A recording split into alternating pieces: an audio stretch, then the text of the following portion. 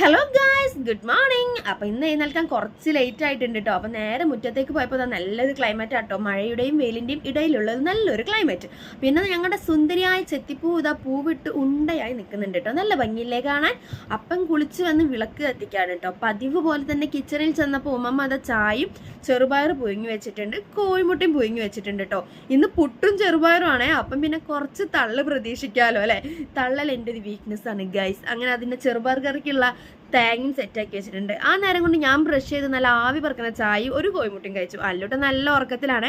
പിന്നെ രാവിലെയുള്ള കുമാരിയമ്മനോടുള്ള കത്തിയടി അത് പതിവാട്ടോ. അപ്പോഴേക്ക് നമ്മുടെ പുട്ടും ചെറുപയർ കറിയും സെറ്റായിട്ടുണ്ട് കേട്ടോ.